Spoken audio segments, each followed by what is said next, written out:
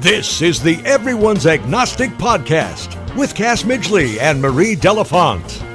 We interview people you don't know about a subject no one wants to talk about. We hope to encourage people in the process of deconstructing their faith and help curb the loneliness that accompanies it. We think the world is a better place when more people live by sight, not by faith. Please subscribe to our podcast and leave a review wherever you listen to podcasts. Also, you can support us monetarily in 2 easy ways. You can pledge $1 million or more through Patreon. That's patreon.com/EA podcast, or leave a lump sum donation through PayPal at our website, everyone'sagnostic.com. The smallest contribution is greatly appreciated.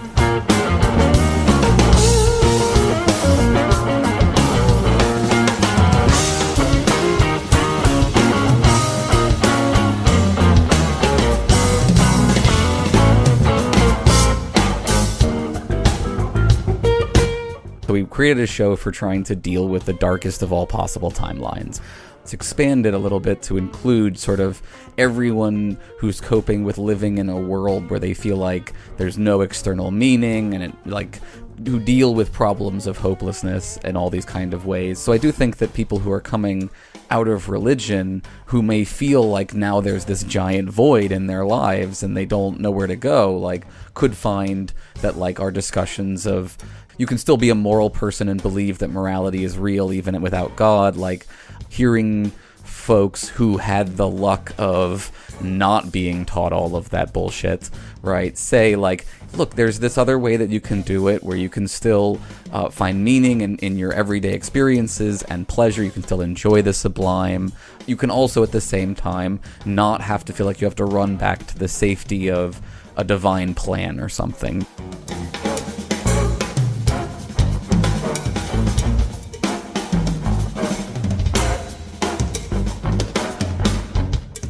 Welcome, everyone, to episode 236 of the Everyone's Agnostic Podcast. I'm Cass Midgley. Someday each of us are going to go to sleep and never wake up.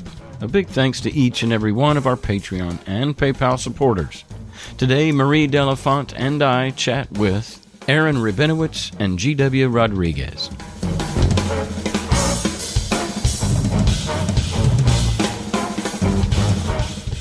Aaron Rabinowitz currently serves as the philosopher-in-residence for the Rutgers Honors College and teaches ethics.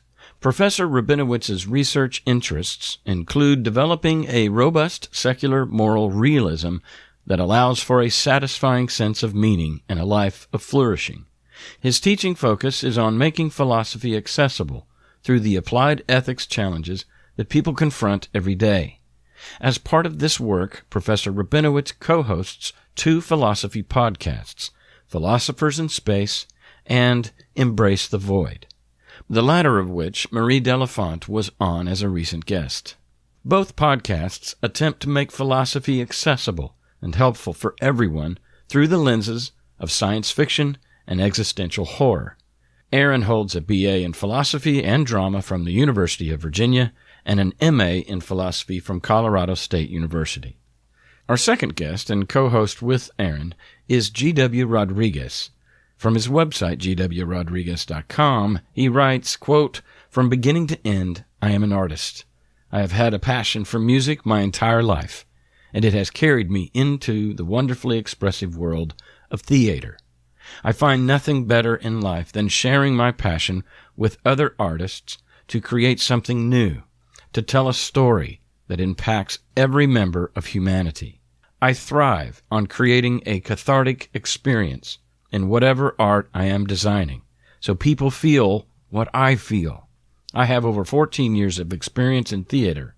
I received a Bachelor of Arts in Technical Theater and a Master's in Fine Arts in Theatrical Sound Design." Before we get into the conversation, allow me to review some vocabulary words that pop up: habituation, gestalt, and the void. Aaron uses habituation in the virtue ethics sense, where someone engages in a behavior enough that it becomes a habit, meaning a stable behavioral response for them. I think of it as similar to immersion. It means the more we encounter something, the less likely we are to react to it. Habituation is a means to exposing oneself to something normally triggering such that it no longer triggers. Gestalt means an organized whole that is perceived as more than the sum of its parts. The void, as in the podcast Embrace the Void, is that place in between certainty and doubt, in between the now and the not yet. For us post-Christians, it's knowing that Christianity isn't true, but not fully knowing what to do with our lives without it. As Aaron and GW's podcast site reads, quote, "The void is a place where we're just clever enough to know for sure that climate change is happening, but not quite clever enough to do anything about it. The void seems terrible and cruel, but it loves you in its own ironic way." Unquote. This episode is more outrospective than introspective in that we turn away for a moment from our personal post-religious traumas and ask what the world is doing and how are we to be in it. We ask what is the self, especially in the context of the other. As philosophy does so well, we explore the lessons of two seemingly contradictory assertions. For example, I've worked diligently in my life to wean myself of the need for human applause, to establish a self-acceptance entirely apart from my peers' judgments of my person and all its modifiers, my personality, body shape, intellect, gender, ethnicity, orientation, etc. However, once a healthy distance is established between needing praise to be validated, I can return to the community and allow the friends that choose to enjoy me to gird up my already healthy self-esteem. When the judgmental voices in my head, which I suspect we all have, accuse me of being a poser, a fraud, a fake, a loser, I need only look to my community, the people that are drawn to me, to collect evidence that renders a verdict au contraire to such lies. I am not above saying to myself, I know I'm cool because cool people like me. I know I'm smart because smart people like me. It's up to me which voices I'm going to believe, the voice in my head or the voice of my friends. But even then, to the accusing voices in my head, I need not say to them, no, I'm not. I can say, you may be right. Let's explore that. One can only say that after they've already said a strong yes to what it means to be them. It's the and part of saying yes. Yes, I'm awesome, and I've got more to learn about myself. Remaining agnostic, even in regards to oneself.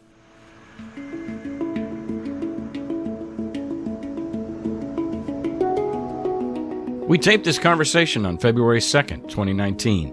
The intro music on this episode is Just Groove Me by Dave Weckl. The segue music is by Sam Mayer. Thanks for listening, and be a yes-sayer to what is.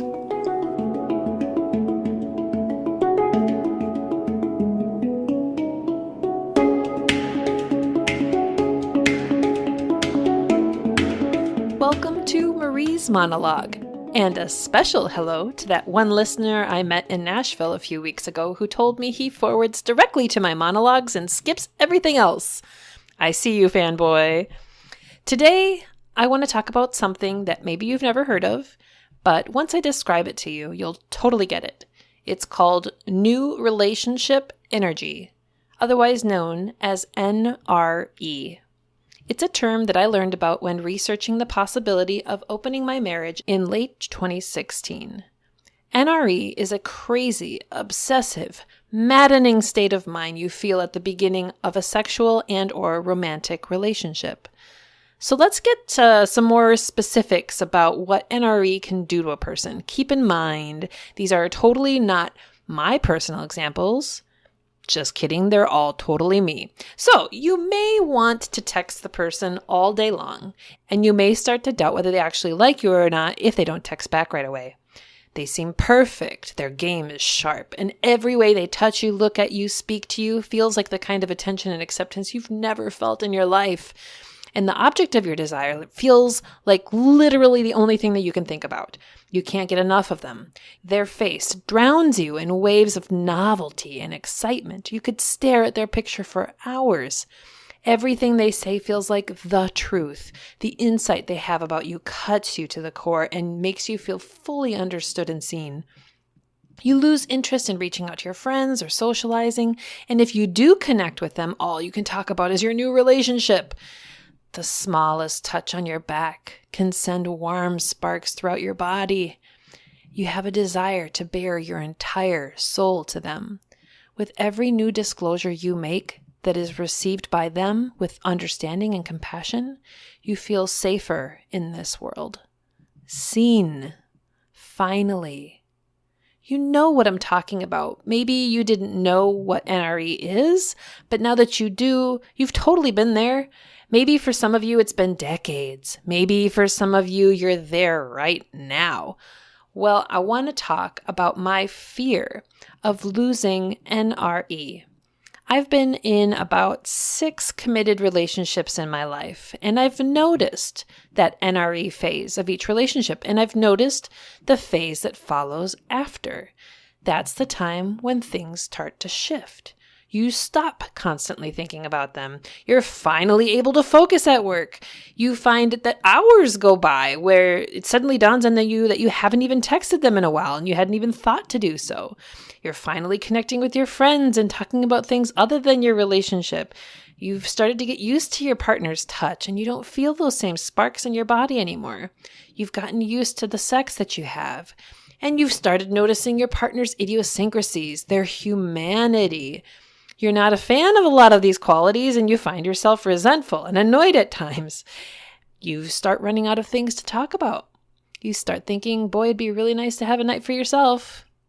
And you realize that the type of acceptance and profound love you felt during NRE was more or less temporary, chemical, and based almost entirely on projecting your ideals onto someone who was still a mystery at the time. I don't know about you, but for me, the shift from new relationship energy to old relationship energy is a rough one. That shift entails a lot of things for me. There's the loss and feeling like you're not fully understood anymore. There's the loss of mystery surrounding your partner. There's the loss of all those intoxicating hormones when in a new relationship. With my most recent relationship with Dateboy, I've noticed a profound fear of losing our NRE, specifically because his and my relationship is just that emotionally intense. And I feared it would become a dynamic that was taken for granted, a little like the relationships I have with my marital partner and with my other boyfriend. But of course, NRE can't last forever. But why do I cling to it? What is so appealing about it? Well, believe it or not, I think this conversation ties into recovering from religion. When I feel NRE, I feel seen, understood, loved, fully. I fear seeing the person without my projections and idealizations. It's the fear of seeing that person removed from the pedestal. It's not so much about seeing their faults, but just seeing that they're human, just like me. And that's reality, right? It's reality to embrace a person for who they are, knowing that they can't be perfect because perfect is subjective and it's not real. The most real thing we can expect from those in our lives is that they are fully human and that we can't expect them to keep us intoxicated with their perfect mystery for the rest of our lives. To be honest, that bums me out because, new relationship energy is a hell of a drug. The other night, Dateboy was going to take me out to a jazz performance, but he didn't plan ahead and tickets got sold out. I wasn't super devastated by this news. I was happy to improvise and do something else. So we ended up going to a little cafe in the suburbs where a woman in her early 60s played her guitar to a crowd of about 15 people. Dateboy and I ate chocolate chip cookie dough ice cream and drank cappuccinos and soaked it all in. Did I like the music? No, not my style, But as I sat there with my adorable boyfriend, from whom I am terrified to lose this new relationship energy, I just watched the singer. She wasn't super polished. She didn't have the best voice I've ever heard. She didn't have a band or anyone else up there with her. It was just her in her leopard print dress, black guitar, dyed blonde hair, and microphone. She's a singer-songwriter, but her lyrics aren't terribly original, nor is her style. But fuck, she was so sincere, and she was giving it her all on that stage. And in that moment, I saw the beauty of appreciating humanity for what it is, not a polished, perfect creature that you expect to soothe your insecurities, to see you perfectly, to know the right thing to say every time, who touches you just how you like it, who can read your mind. That is not a human that exists. That is not a God that exists either. And perhaps that's why Christianity is so intoxicating. Religion can tell you that God has crazy NRE for you, that he can't stop thinking about me, that he knows my deepest thoughts and desires, that he's going to help me do amazing things, that he loved me so much he'd do anything for me. But that God isn't real. And I sometimes wonder if, despite leaving the concept of God behind, I'm still looking for that entity, that person, to tell me that I'm okay, that I'm enough, that I am loved, always. And this is the part of the monologue where I'm supposed to wrap it up and give you the conclusion I've arrived to. But like in our most recent episode where Cass and I constructed a discussion and then refused to tie it up, I think I'm going to do that here too. The question I posit is how to release our need for approval from others, and instead find satisfaction and acceptance with who we are in our own right, and extending that whole acceptance and appreciation to others in our lives, even when the new relationship energy is gone.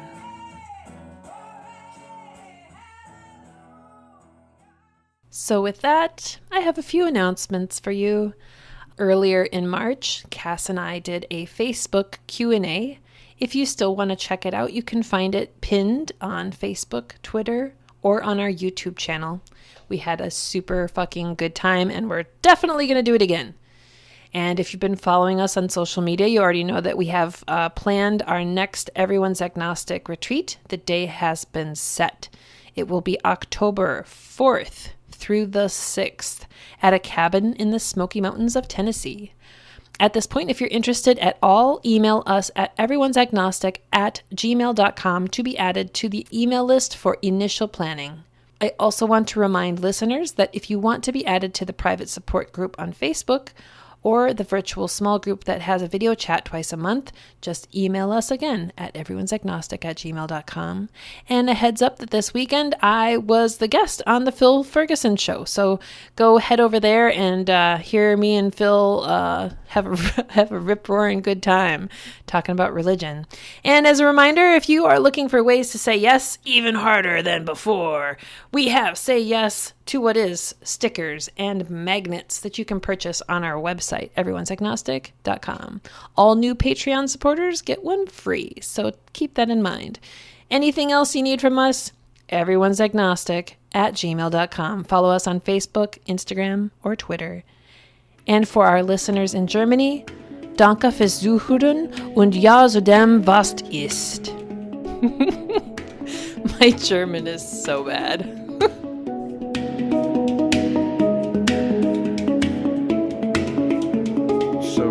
GW, you have a religious background, right?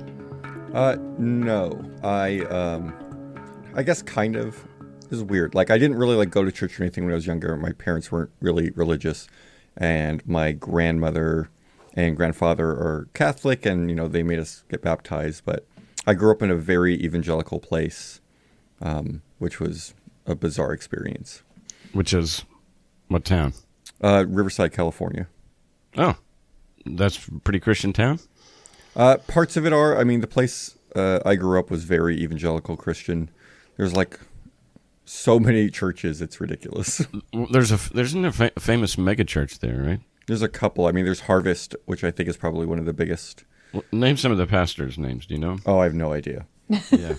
Harvest, I think, is their biggest one. They do some like Harvest event thing, and they like rent out Angel Stadium and fill the entire stadium. It's a bit ridiculous.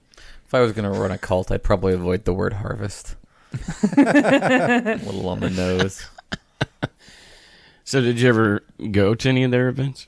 No, I didn't. I mean, a lot of my friends were very religious, and when I got into college, I sort of explored religion a bit and like went to different churches and just saw what it was about. And a really good friend of mine who is Christian, I actually played bass in the band. So I'd play in his church, which I love music, so it was an enjoyable experience in that front. So this is high school? That was college. College? Mm-hmm. And so did you sit through the sermons? I did. So you did all of that just so that you could be in the band? Yeah. That's metal. Yeah, it was pretty metal. I mean, I was just learning how to play bass, and I was like, oh, because he played guitar, and it was just him and his now wife who sang, and I was like, hey, can I play bass with you? And he was like, fuck yeah, you can. And I was like, great. Did he say that? I was going to ask the same thing. He said fuck? Yeah. He's a technical theater person, so cursing isn't a problem for him. Oh, okay. Yeah. Okay. So back then when a lot of your friends were Christian, and I mean, I guess sitting through those sermons, I mean, were you just learning that like this is bullshit, but you had to keep it to yourself, or what? Well, I guess really early on, so when I was really young, when I was like 10, my sister left suddenly. I came home from school and she was gone. And she was dating someone at the time who was a very evangelical Christian guy. And at least the story I heard from my mom's side was that Brandy left because of religion, right? So I had a very traumatic experience with religion at a very young age. And so when I got older, I sort of got curious about it. And, I knew I was, at least at the time, I thought I was maybe agnostic. But I was really just open-minded, and later determined that I was really just an atheist. But I went to a bunch of different places, right? I went to Baptist churches, I went to Catholic, I went to different, levels of Christian. I just sort of noticed like the people around me more so than the people actually doing the sermons. And the thing that was really intriguing to me was how these people just seemed to be completely different when they weren't at church. And when they were at church, it almost seemed like they were playing a role. Yeah. I'm a theater person, and so like I know what it's like when people, play different roles and stuff. And that's really what it seemed to be, right? And there's nothing necessarily bad about that, right? Like the way I behave when I'm around my grandparents is different than the way I behave, when I'm with my friends or whatever. Yeah. Well, how'd that story play out with your sister? Well, so she left me a note on my bed saying that it wasn't my fault and that she would be in touch with me really soon. Oh, wow. My parents fought a lot when I was younger, and my sister and I really bonded. She was sort of my dose of sanity, right? Like her and I were very, very close, and her leaving was very difficult for me. And then not hearing from her for so long was also incredibly difficult. And actually, just this past Christmas, I went and confronted her and found out where she was living. And I mostly just had one question, why, after 25 years, did you never come and find me? Oh my gosh. And so I learned some things I didn't know about the fight. There was a big fight before she left, which prompted her leaving. And so I learned a lot more things about that. And since then, we've actually been texting back and forth and still talking. So we're slowly starting to, I guess, reconnect. That's fascinating. And you were how old when she left? I was 10 when she left. Okay. And you said there was, or at least your parents told you that it was related to religion, her departure? Yeah, I mean, from their perspective, and it's still true that Jeff, her now husband, he went to Harvest, right? That was the kind of church he went to. Okay. And I don't think they go there anymore. But Brandy and, the whole family, we weren't a religious family. And so she got pulled into that. And at least from the amount that I've now talked to her, from her perspective, she is a very religious person, and it's something that is important to her, which is fine, right? I respect that. Sure. But it was, I didn't get to hear her side of the story, right? She just was gone, and then I didn't have her. I couldn't talk to her, right? And it's just you two kids. Well, it's also my little brother. The three of us are 8 years apart, so she was 8 years older than me. Okay. It was really bizarre. Like when I was first born, I was the youngest. And then when my brother was born, I was the middle child. And when Brandy left, I became the oldest. So I've been all three. Yeah. So this left a bad taste in your mouth with religion, as well as just the hypocrisy that you were witnessing. And no thanks. Yeah, I mean, for the most part, there was a lot of just cognitive dissonance in the idea of religion. And my theory essentially about religion, I thought a lot about, like, why does it even exist? Like, let's assume the premise that there is no God or gods of any kind, right? Let's just assume that premise for the moment. Then if that's true, then why did religion start? Like, what could have caused it? And my theory is that, if we are all like leaders in this community or something, and all of our members, all of our citizens are just running around killing and raping and stealing from each other, right? How do we control these people? Well, fear, right? Fear is the biggest way to control a large group of people. Well, what is something that is innately human or innately mortal, right? We all know that we're going to die eventually, right? We're the only animal that knows we're going to die, and there's nothing that we could do to get around that. So how do we deal with the cognitive dissonance of knowing we're going to die, and we can't do anything about that? Yeah. So I thought, like, if we come up with the idea of an afterlife, right? If we exist beyond this, and that there are consequences if we don't do things now, it sort of satisfies both that. We can control people, and we can deal with this cognitive dissonance of knowing that we're going to die. Now we just meditate on the void, but yeah, it's a process. So are either of you or both familiar with Denial of Death, Ernest Becker? No. Okay. That's a lot of what you just said is, part of his argument. Oh, very cool. I'm not familiar with that one in particular, but certainly we talked on the show about different traditions and the ways that they cope with the fact that we are beings unto death, and that we are sort of constantly defined by that limitation. And the fear of it. Yeah. It's there. No matter how hard we compartmentalize it, it's affecting everyone. Yeah, every day, every moment. And I think we talked to somebody recently, and just as a child, he associated death with going to funerals and seeing a casket, and then lowering the casket in the ground. And when he combined that visual to the thought of the afterlife being eternal, he just imagined being put in a coffin alive, I guess, and being there for eternity. And just that's almost like that Black Mirror episode where the guy ends up in space. Yeah. Yeah. And it's like, fuck, it's eternity, man. Is a vapor lock. It just freaks me out. Yeah, folks like Nagel talk about how a common misconception of death is that non-existence would be this sort of thing where you exist but aren't experiencing anything. Right. Our minds have trouble even getting to the idea of genuinely not existing at any point in the future. Yeah. Yeah.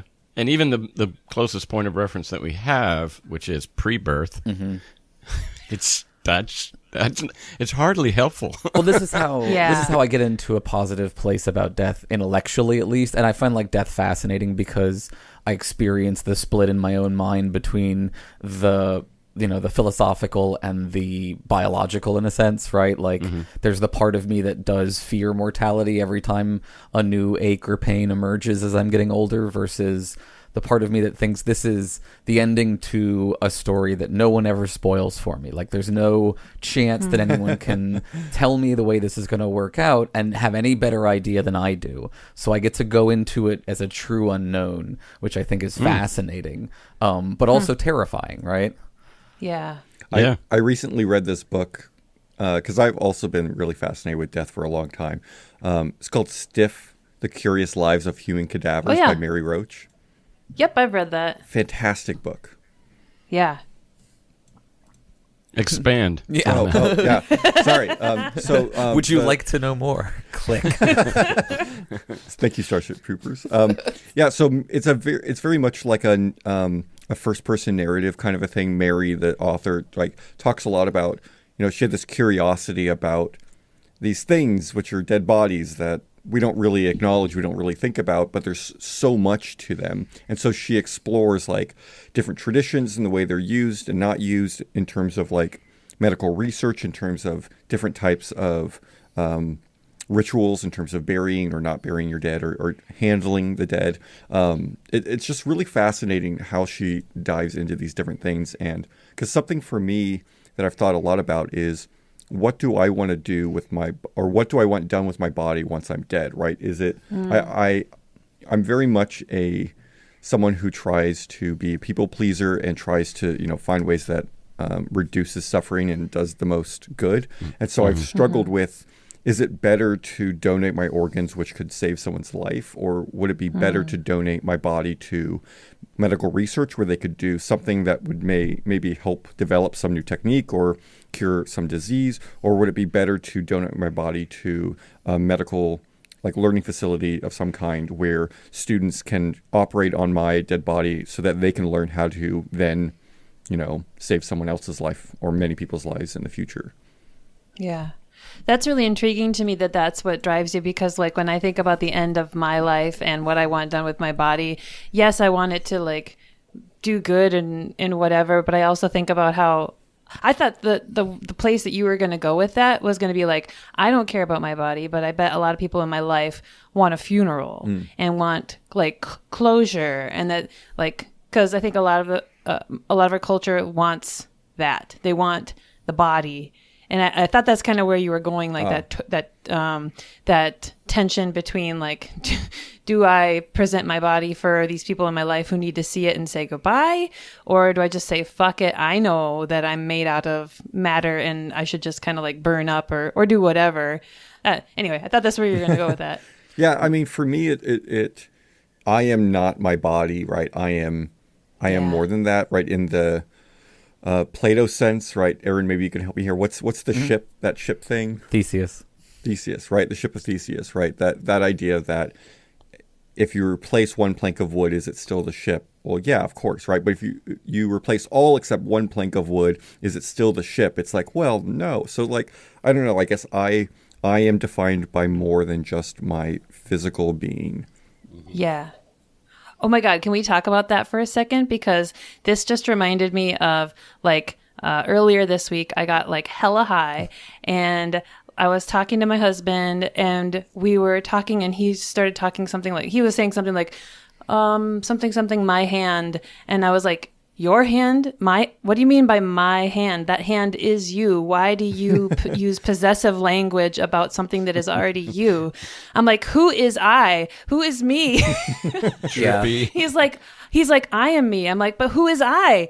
Why are you saying I? isn't it more a plural? Isn't it a plural pronoun? I'm a we. Yeah. There's no I, there's a we. It's because when you use the word I think of I meaning my consciousness and my identity and everything that we imagine is in our mind or in our metaphorical hearts.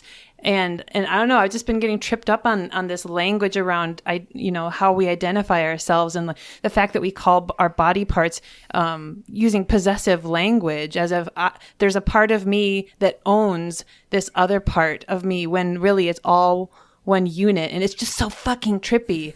I love it. Yeah.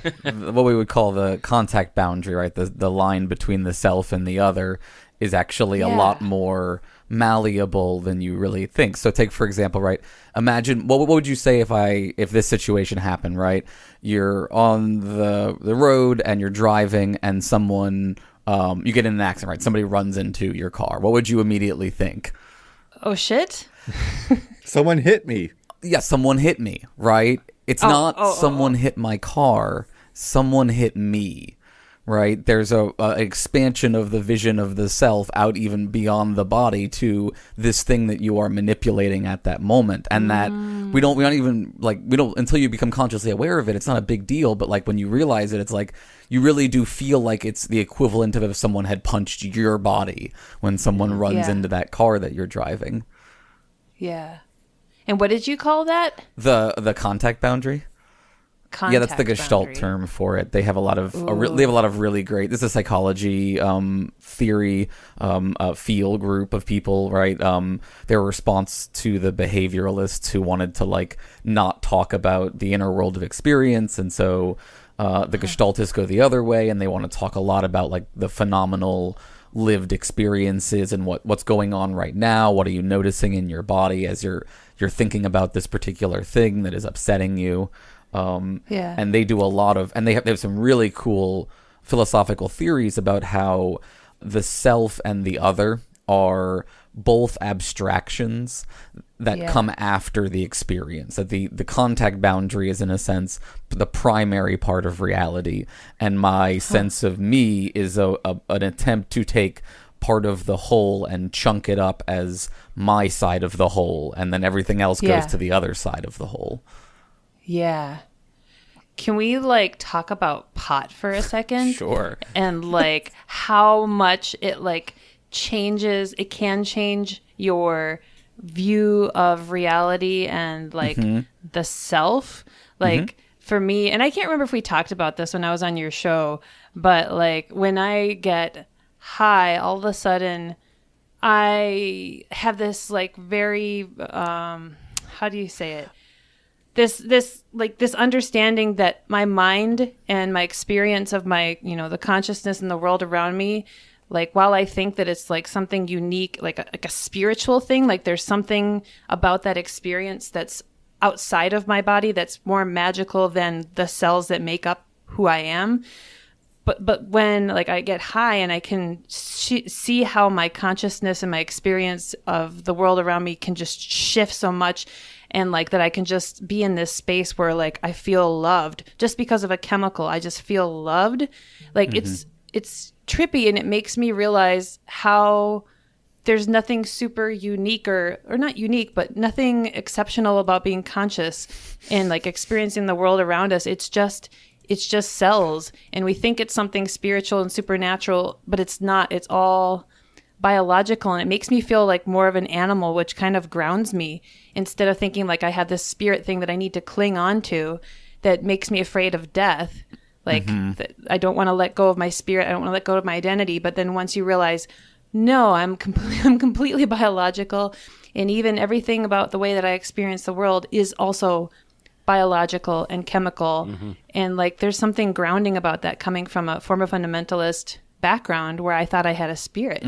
Like, have you had that kind of experience? Just in general, not even necessarily with pot. Yes. As someone who studied the mind, I have, and I've read about other people's experiences as well. So what I will say broadly, so as not to get myself fired, is oh, sorry, yeah. No, it's okay. In a lot of experiences, not just pot, but also when people do things like mushrooms and LSD and MDMA, ecstasy kind of stuff, a common experience, to put it in that contact boundary terminology again, is the boundary between the self and the other gets thinner. So if you think about in everyday life, right, human beings go around with some amount of armor, right, some amount of, thickness to the boundary. And like, people who are like really closed off, and people who tend to feel like they're always really in contact with the world around them. When you do things like mushrooms, the chemicals make that sense of the separation much lower, which is why things like interactions with other people become much more intense, right? You become much more aware of the complexity of the self-other interaction that is going on. And I do think that it's valuable to tie that to some of the spiritual stuff that people talk about separate from the religion side, like some of the Buddhist meditation, no self views that I think do a better job capturing the relationship between the lack of existence of a real self and the radically interconnected flux that we're all engaged in. I think that's better than like the views that will say there's an independent self, but it's connected to this independent godlike whole, and that's the way that we sort of solve this problem of separateness. If that makes some sense. Yeah. So I definitely think you're right that like this can provide a like not just do drugs, but like there are ways that you can think about the mind-body problem and the self-other distinction that are much more healthy psychologically than a lot of the religious attempts to solve these kind of existential crises that biology or not, you feel it, right? Just because it's chemicals doesn't mean it's not real as an experience, right? It's not any less fake, any more than like we would say that, antidepressants are fake, right? In terms of the reality of how they impact you. Right, which makes it crazy that those who are religious would judge an experience. Like when we have certain chemicals going through our bodies and we're taught that those chemicals and those feelings are wrong. Like it's just so crazy when you're able to finally zoom out of your body and see that there are, like, everything's relative and that there's nothing that's inherently bad about your experience as a human. All of a sudden, like, all of your experiences of yourself and of your world become acceptable, and it's okay to feel what you're feeling. And like, that's been really freeing for me recovering from religion, because they told us that a ton of things were wrong. Like just this week, I've been talking about music. Like I know neither of you got super fundy, but I know GW, you played in a band and stuff. Like for me, and maybe you saw it when you were playing GW, but like the experience that I had with music in church was extremely manipulative. And since I was in a very like insular environment, we were told not to listen to anything that's not Christian. Literally everything I listened to was Christian. And so, and that music is composed in such a way to elicit an emotional response, which then we were told that feeling that you have inside of like a state of well-being, of like peace, of happiness, of contentment while you're listening to a song, that was the Holy Spirit, talking to you, or like soothing your soul, or like healing you. And so that's what I was taught. And so when I left religion, anytime I come into a place with music that makes me feel emotional, I get extremely uncomfortable and like need to leave and just listen to it more passively, and I struggle to listen to music actively. And I can't remember how I got onto that, but like just that appropriation of natural human experiences and being told that they're wrong, when this is something that we all share biologically, that we like music, we like how it makes us feel, and it can make us feel really amazing chemicals, just like sex or food or anything. And music, just in general, historically speaking, has had a very close connection with ritual and with religious things for a while. I mean, there's actually some interesting studies on music in the brain. One of them being that if I record some drumming music and play that to you, your brain chemistry doesn't change, right? But you can enjoy it and everything. If I play the exact same thing to you live, your brain waves actually change as a result of experiencing live drumming music. So there's also this psychological connection that the human animal has with music, which is something that can't be captured digitally, at least yet. This is a really good point, I think, because they're capitalizing on, and they're also trying to monopolize the sublime, essentially. That, like, it's not just the biological, you're evolved to like these particular sounds. Though that is obviously very important, right? Disney can make me cry for characters that I don't actually care about.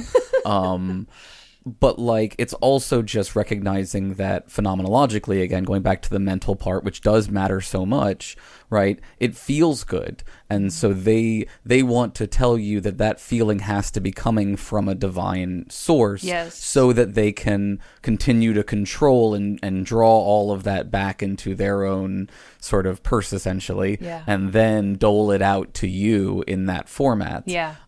So I do think that, you know, a really important project for modern secular atheism is to move beyond the, like, materialist feelings don't matter view that like is helpful for rejecting the mystical non-science stuff, but isn't great for the existential feelings of life stuff, and start to talk about, like, the sublime can still be the sublime. It can still be wonderful, even if none of it matters in a big sense. And if none of it is supernatural.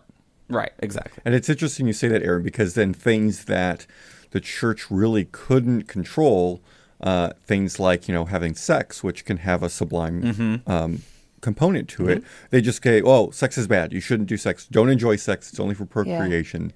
And if you're enjoying it, then you're the devil. Too much sex, and you start thinking maybe I could live without God. That's the problem. Right. Yeah, because it makes you feel good. And why would you need any other thing to make you feel good if you're able to give it to yourself? Yep, go straight to the source. No gatekeepers. Yeah, that's the worst lie in this fucking world, where they tell you that you're not enough, that you don't have what you need. And it's basic marketing. Like telling you that you're missing something and then saying that we've got the key. Or even worse, they take away something from you and then hold you hostage and say we won't give it back until, you know, you sign up with us. It's fucked up. I hate it. Well, yeah, and so this phenomenon of the church taking something from you and then, you know, offering it back to you. Also, the desire to control. I mean, we know that's kind of the origins of whoever invented this shit. But to take it from the afterlife, that's something we're going to hold over them. But as far as the bedroom, God's omnipresent, so there's just no. The priest doesn't know that we're fucking, but God does, and it's this overarching thing that, and having come out of it, and I may sound a little scattered here right now because you guys have totally blown my mind with like several things that I'm trying to bring together, but this contact boundary. I mean, so we have. In a day and age where there's so much us and them, America's never been more divided, at least in my lifetime. And there's so much fear of the other, and it manifests in bigotry and racism and homophobia and xenophobia and all kinds of phobias. And if they could just take a mushroom trip, this America, would be, because there is, everybody says that, right? I've never done shrooms, but that everybody says, oh my God, I'm one with the universe, or, it just changes everything. And I know it's you, in some sense you could be saying, I am seeing reality now. Whereas the accuser could say, no, that's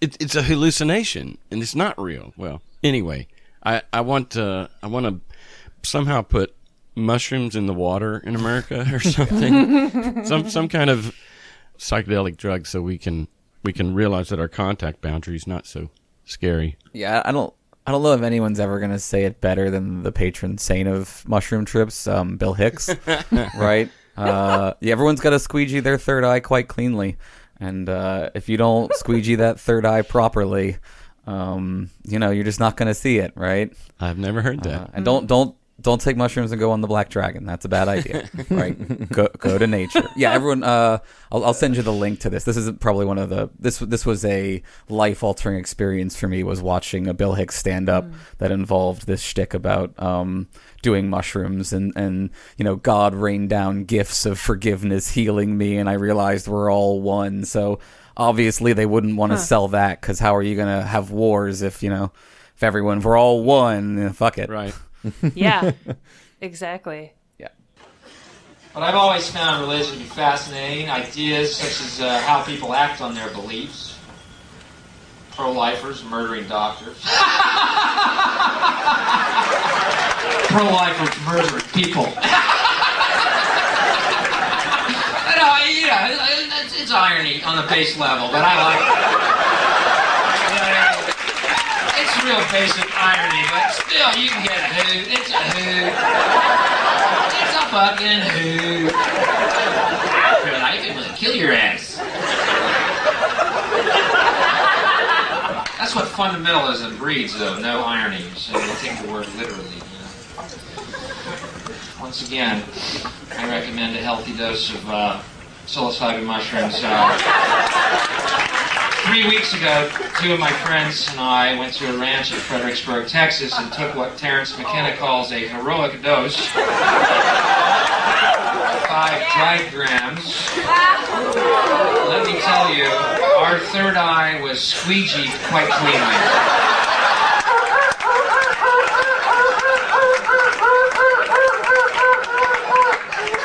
Wow!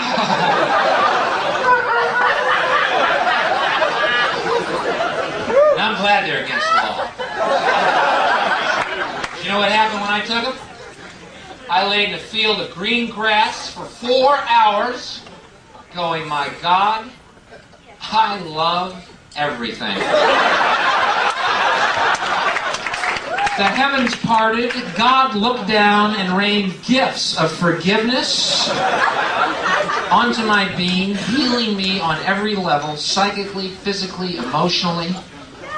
And I realized our true nature is spirit, not body, that we are eternal beings, and God's love is unconditional. There's nothing we can ever do to change that.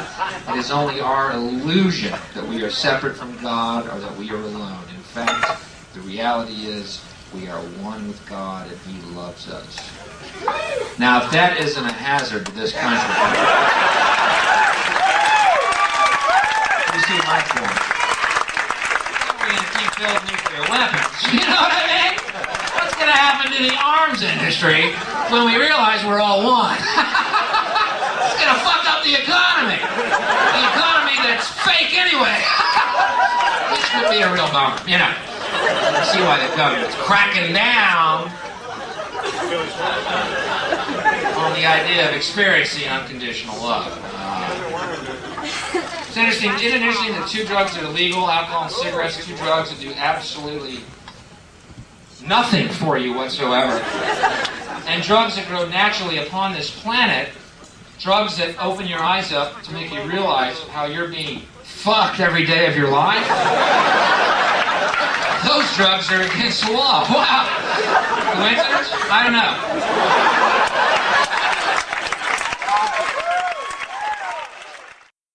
I was thinking about that when you were talking about the car being an extension. I mean, we not only go from Marie talking about this is my hand, well, this is my car, and then we say things like they bombed us, and we're talking about my country. And so it's this prosthetic, limb that we just keep extending that is ours could be a good thing in this sense where we are less afraid of the other, or it just makes that which you have hidden yourself in, which is like an identity. I'm white or whatever, and I'm so insecure that I need to be validated by being with a group of people, strength in numbers, and by extending that part of me, that fearful part of me, I'm not getting closer to my enemies, or I'm actually just almost flexing, or like a blowfish in fear. I'm making myself bigger so as to feel more secure about my insecurity. I don't know. I'm just rambling. Yeah, you're resisting, right? You're strengthening the boundary between you and them, right? You're creating this separate feeling, and it can be egoically very empowering to create that narrative of, over here is the team good guy and over there is the team bad guy. And we want to be careful because there are people doing more wrong things and less wrong things. So this is not like a moral relativist kind of argument. It's more of a like you were saying, where tribalism, if you think about it, is just one kind of empathy, right? You're empathizing with a certain group, and we're evolved to maximally identify with, 150 people or whatever it is. But we are the kind of entities with the mental capacities to expand, like Marie was saying, expand our sense of self And one really, I think, great tradition in philosophy is to say, just keep expanding, right? Don't just stop with the car. Don't just stop with the nation. Start identifying with the ecosystem. Identify with the planet, right? Like identify with everything, because when you do truly get there, right, you will have no desire to bomb other people or, take all the resources or all the things. Like it's one model. It's not the only model, but it is a way, I think, to try to short circuit the narrow kind of empathy that was adaptive in small tribes and use it to expand our ethical thinking beyond what it was originally intended to do. Yeah.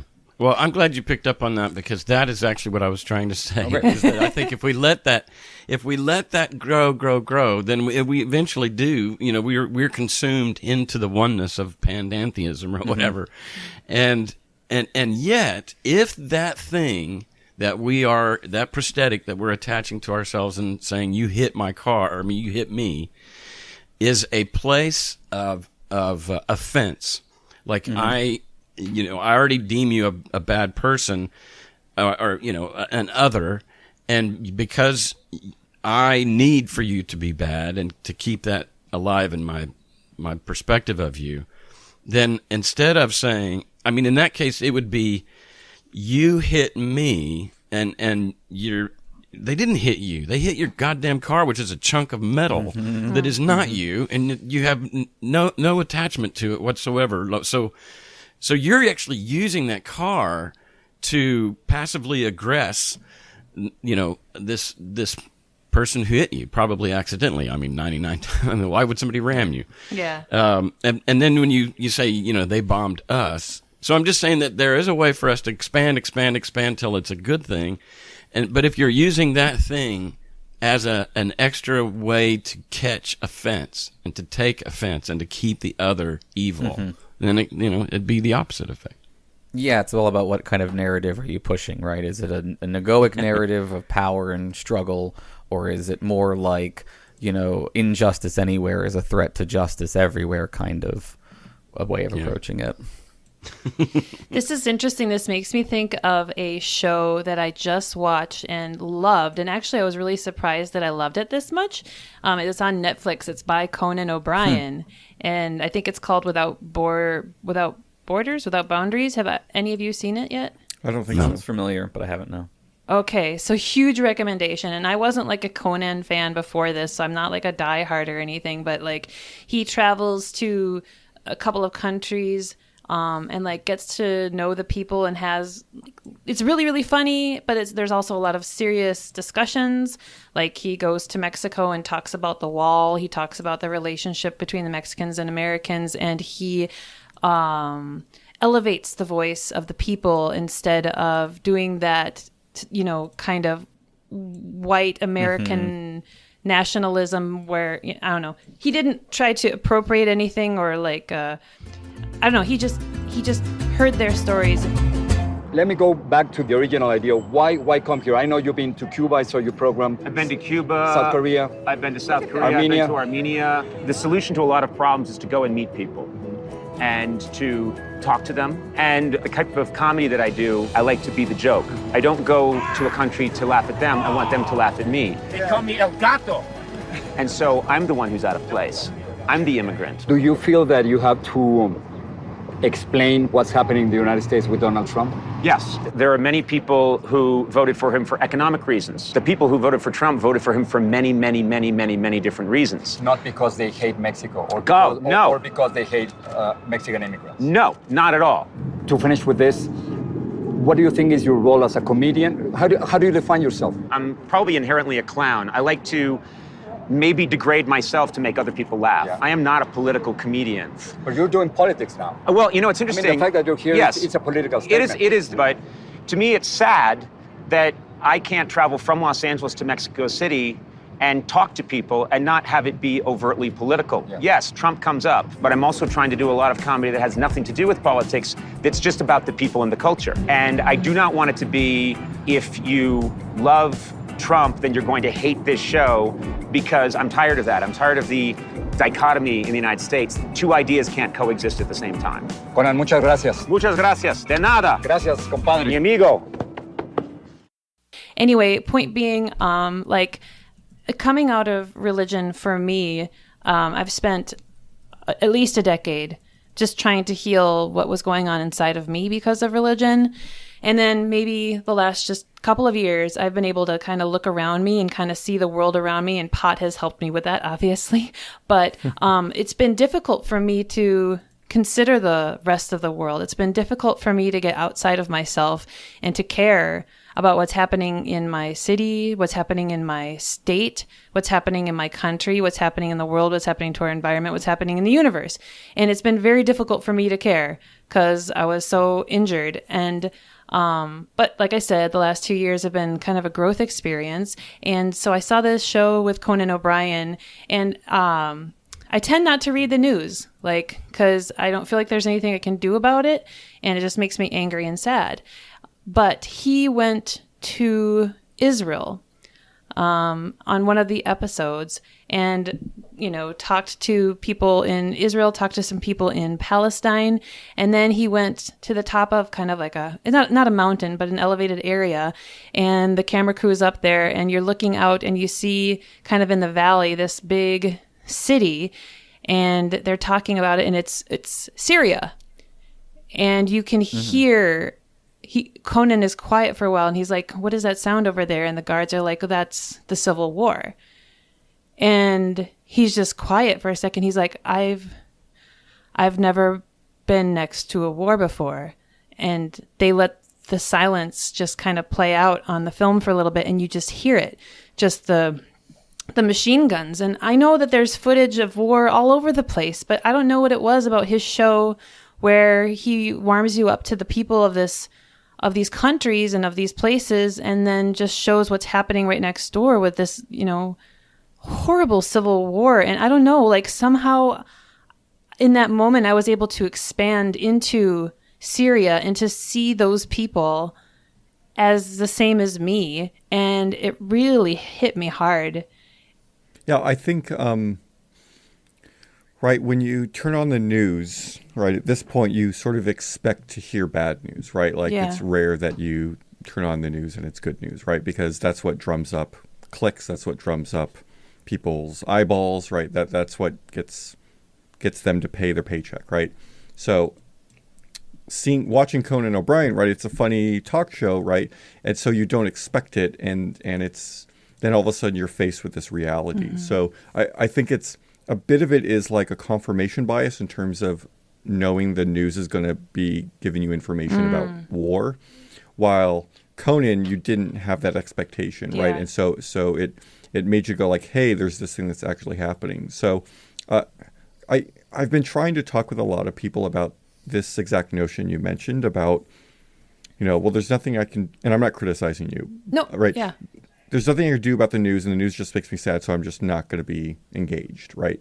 And I totally hear that and feel that, and I don't know, I don't have a coherent thought about it, but I sort of want to try to find a way to communicate with people the importance of being sort of aware of what's going on as much as you're able to. Yeah. And that you can make change in those things, even though they're seemingly slow moving. I mean, one of the first episodes that Aaron and I did was acceptance, where we talked about how, you know, we have to be able to accept things that we can't change, but that doesn't mean that we don't try to. Say yes to what is.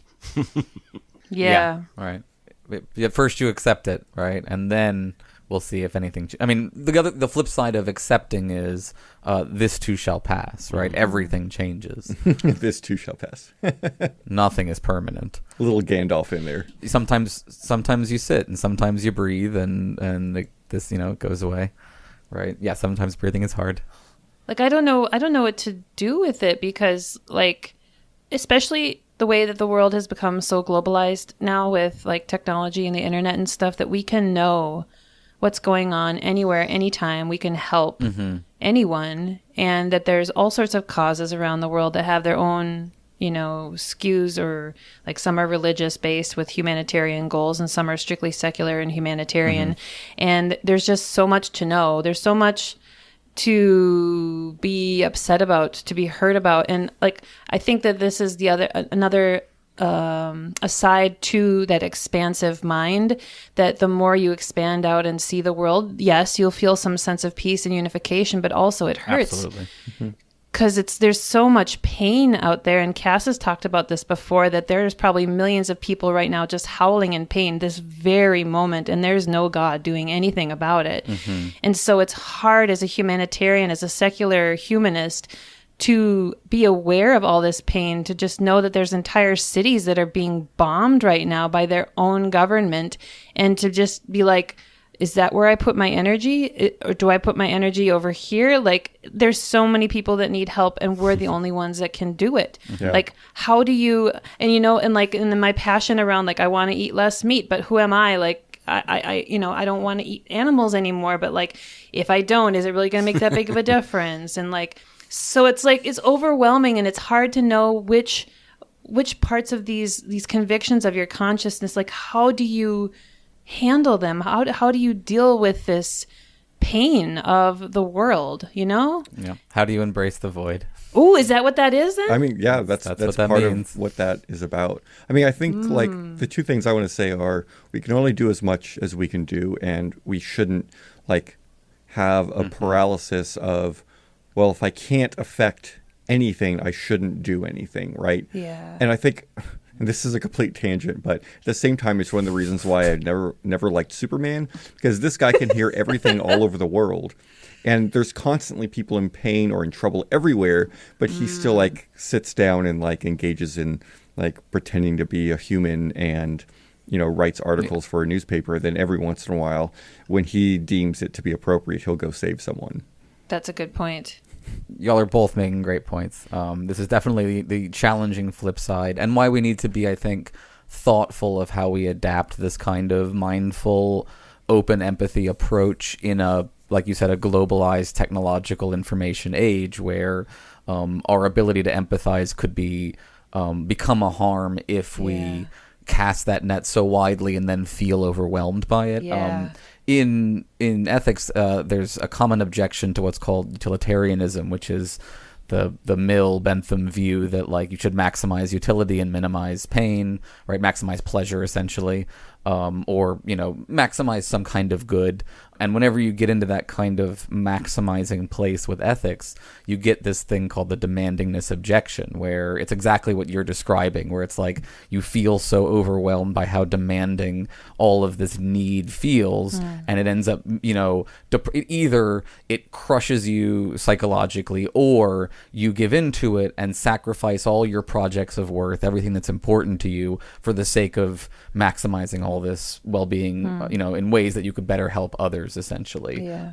And so I do think that part of like my job as an ethicist is to help people to balance those things a little bit, to like integrate, because most of us, I think, can stand to be a little more thoughtful about the ethical implications of everyday activities and the way we engage with others, but you really don't want it to go into that level of overdrive to the point where, it either causes the person to burn out, or they give up on the whole project or something, or they just get miserable. Yeah, it's a little bit of tyranny of the urgent, or just picking your battles. Or that was one of my discounts of God years ago when I began to think about that almost in the Superman sense. Is that okay? If God has as big a heart as I think he, as I project he does, because the scriptures impose that.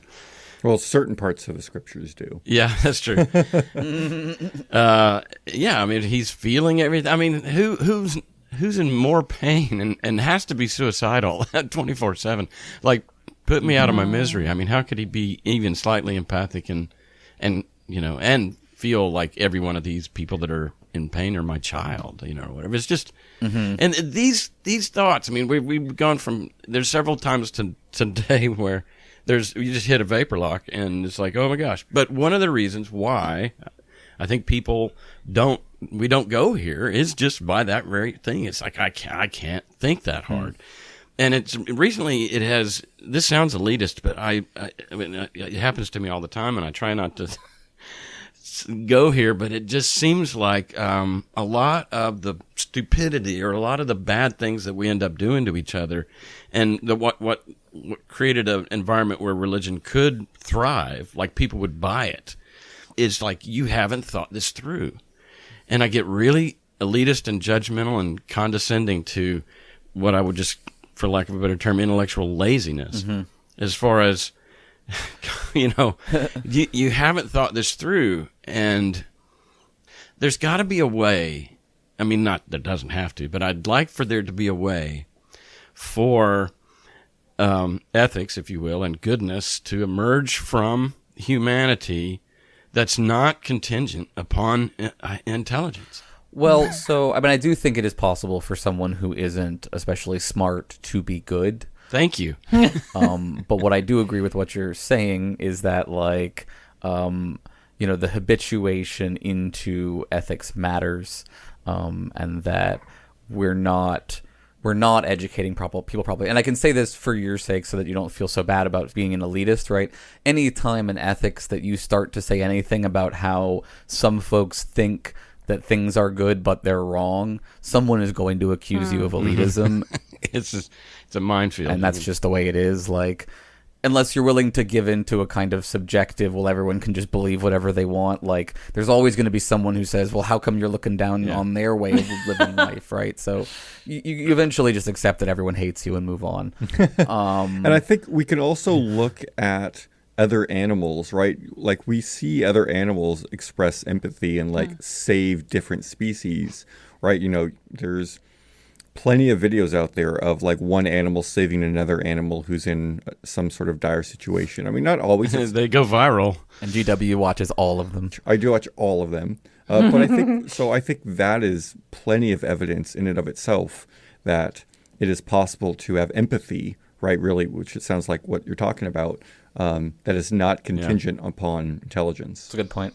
All right, so if you're familiar with those videos, there's one that came out years ago, and there was a debate at the time as to how real it was. Or there was a fish. It was just like, it looked like the garage of somebody's garage, and they'd been fishing, and they brought home the fish to clean, and this particular fish was just laying on the garage floor, flopping around, dying, and this dog.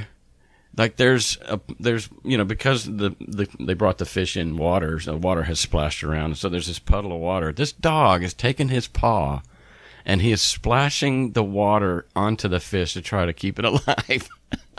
I mean, have you seen that one? And it's like, do you think that's real? I'm watching it right now. He's Googling it. Yeah. Is that real? I mean, clearly the dog is doing it. I mean, Yeah. I don't think it's CGI or anything. I mean, I guess you're asking, are we anthropomorphizing the dog to think that it's, Well, what would be his motive? What are its motives? I mean, like, first you assume it has specific motives, and then, right? Well, like, we would also have to know, like, because dogs obviously can learn, right? And you can teach them behavior. So, like, who knows if that was something that the owners trained them to do, and the dog isn't aware. But it is also possible. Like, I think, we definitely see that, chimps and bonobos, for instance, actually commit murder, right? Where they actually will get together and kill another individual in their tribe or outside of their tribe. That has nothing to do with the heat of the moment kind of a thing, right? They do premeditated murder, right? But we also see other animals in the animal kingdom do things like you'll see a lion and a gazelle drinking water next to each other, and there's no fight between them, right? So I think, like, we can look at these things in an objective, non-anthropomorphizing way and understand that there is a difference in behavior between animals and humans, and as so much as that we're able to sort of articulate behavior and articulate things like ethics. Yeah. Though the virtue theorists would also say, hey, let's not discount how much we're like the dog, and that, we learn ethics through a bunch of habituation too, right? And it's just a matter of luck about whether you get that good habituation. But I do think you can get habituated into being a good, and generally like I think you can be thoughtful without being smart is the way that I would put it, right? You don't need to be highly educated to be sensitive to whether you're harming other entities. You just have to be willing to expend more energy thinking about that than about yourself.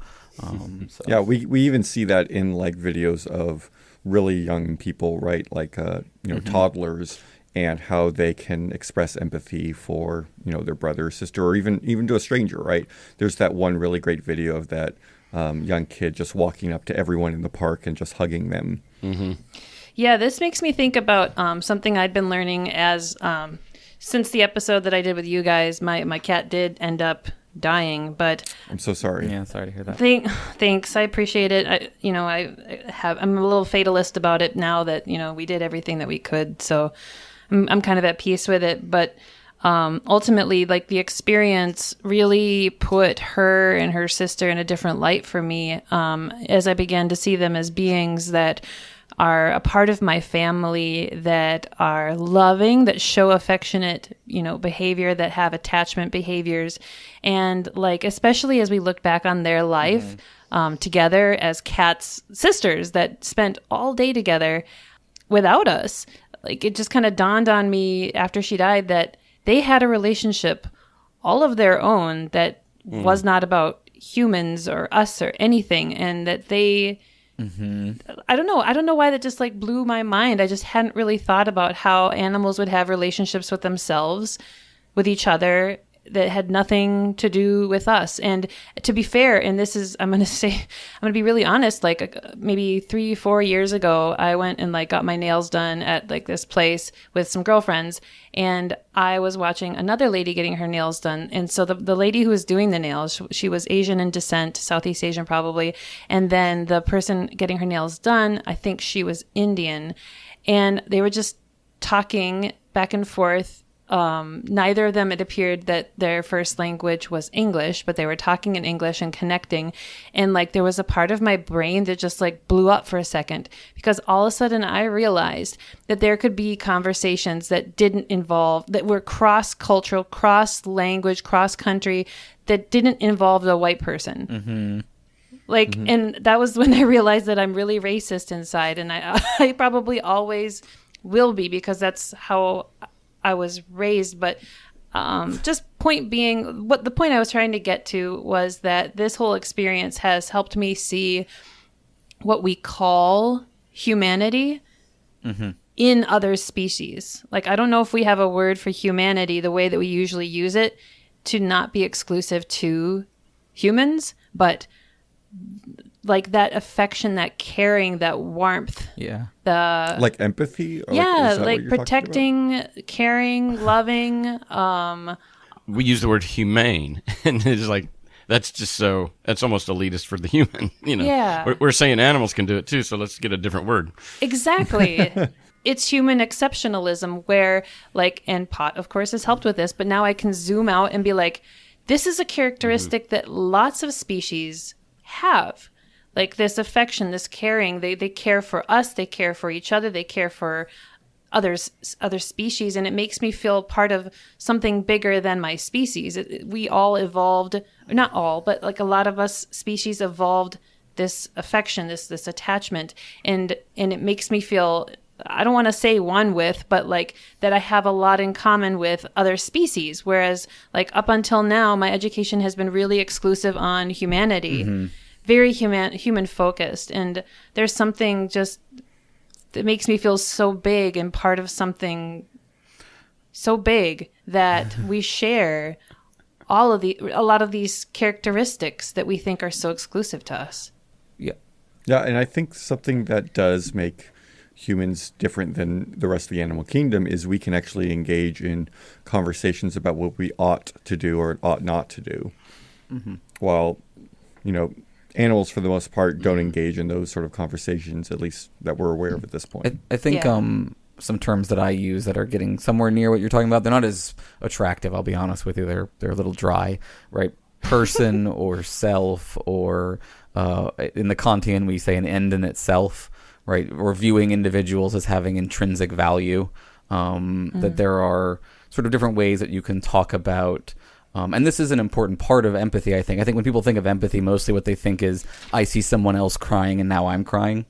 But I think a lot of empathy is about taking your, what we call the theory of mind, right, of other minds, right? I can imagine not only that I have a mind, but that you have a mind, and that it is as rich in nature as mine, even though I'll never be able to experience it, right? And then being able to include other people, other broader groups within your conception of the things that have this rich world of experience. So what you were realizing, right, was that these your cats are having this rich world of experience even when you're not there, that people of color are having that, and that what this does is when you realize that, like you said, there's this whole world of experiences that you're not aware of, it opens you up to the, without feeling any kind of embarrassment, saying, oh, there's a whole lot of things I might not know because I'm not part of that rich world of experiences. And I don't have to be. Like, it's not centered on me. The world is not centered on me. And there's something beautiful about that. Yeah. Yeah, that's what I was hearing is that, and this is no blame to any of us because we're born, we find ourselves, we emerge. And this is why I think some people are such proponents of travel as far as like saving the world, is everybody needs to travel, because if you don't, then you're not only, white centric, you're human centric, just everything that is you just think this is, this is the end all be all. But by getting out of the house or getting out of town, and I'm from Oklahoma, and this is again, it's just going to sound elitist, but the metropolises are full of people that left the rural. And they get to the metropolis and they bump into, just like you did at the whatever you're getting your nails done, is you say, oh, there's this, and whereas the people back home in rural Oklahoma, where I'm from, there's no black people in our town. I mean, there's nothing. I mean, there's Native Americans, but they're shunned. I mean, I do agree that travel is great. I'm also aware that, like, when we say, travel is key, we may be excluding a segment of the population that can't afford that kind of experience. What I would tweak it to is novelty is key. That a flexible, and this goes back to the Gestaltists, they'll say that like a flexible mind is the goal. And by flexible, I don't mean can adopt literally any idea, but in terms of how tightly you hold on to specific beliefs, how tightly you hold on to your narrative about the self and the other. And the way to get flexibility is interaction with novel things, right? And that can happen through travel. That's a great way to do it, but it can also be, a community online of people who live on the other side of the world and can talk to you about what that's like. That's still, I think, in Dune, they say the sleeper must awaken, right? There's something inside us which sleeps that needs new experiences to cause it to flourish. So, have you read the Righteous Mind? Yes, Jonathan I actually I taught The Righteous Mind, and I have both critiques of it and I can say positive things, whichever you prefer. Interesting. Well, I'll just quickly summarize my understanding of it because I didn't finish the end of it, but I figured it was just going to say more of the same. But the book talked a lot about that the minds that end up being conservative are more fear-driven, and then the minds that end up being more liberal are more driven by novelty. What was your experience of the book and your critiques? So that stuff is very interesting. You're right. What I think he does put his finger on a psychological asymmetry between the left and the right, which is the right equally values. So in this book, he talks about foundational moral principles and people being more or less attached to them. Things he lists fairness and justice. He lists sanctity or purity, authority, equality, and harm, right? And so liberals focus primarily on equality and harm, whereas he says conservatives focus on all of the things relatively equally. Yeah, so they have more in common that keeps them together.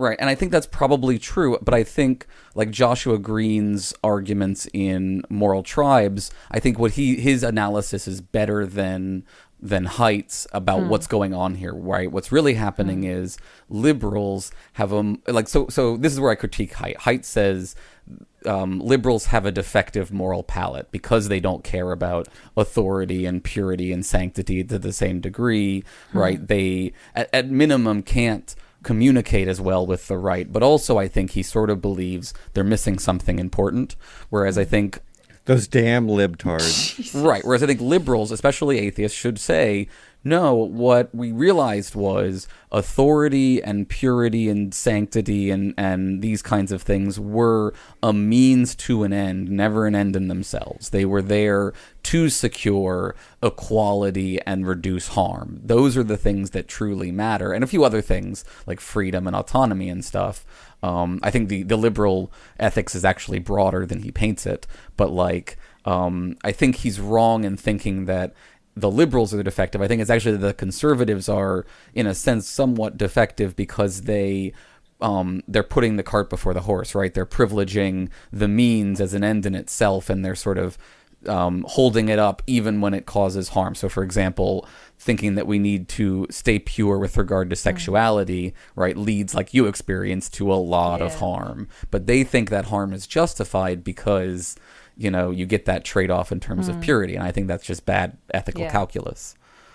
There's other critiques that I have of his, he calls himself a pluralist. I think he leans more towards moral relativism. I think he's wishy-washy about his critiques of conservative cultures. So there's some other stuff in there, but that's the main one. His view about, you need to put people in the right emotional state for them to hear you rationally, I do agree with. I do think that persuasion is mostly about soothing someone's ego to the point where they can let down that barrier and you can communicate. Yeah. I'm so glad you said that, Aaron, because this is probably not for this, but it totally contradicts your position on being angry can change people's minds. What do you mean? Remember back a couple episodes ago, we went back and forth on, yelling at someone can actually change someone's mind. Mm-hmm. And you said, no, it depends on the someone. Yeah. Well, here's what I would say, right? To put it in the bluntest terms, right? Emotional manipulation is necessary to prime someone. This is, again, going back to the Bene Gesserits and Dune. Everything comes back to Dune, right? Emotional manipulation is necessary to prime someone to understand the truth. Emotional manipulation can mean soothing, but it can also mean the right short, sharp shock in the right moment to get them to understand the stakes of this issue, and that can alter their framework of seeing it as well, I think. Yeah.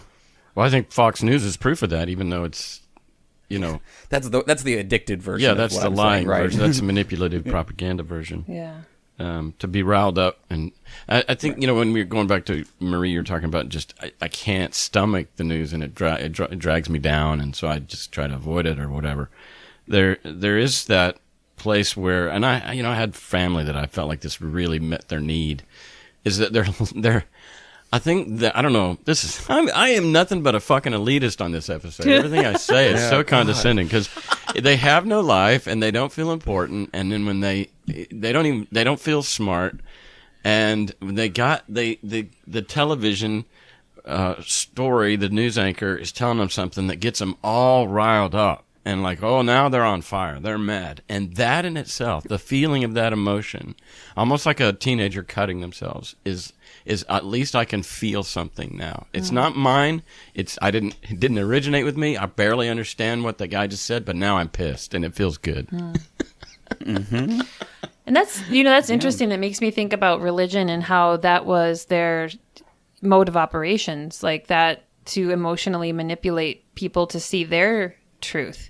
And that's landed me in a spot where I am extremely cautious about ever being manipulated again by anything.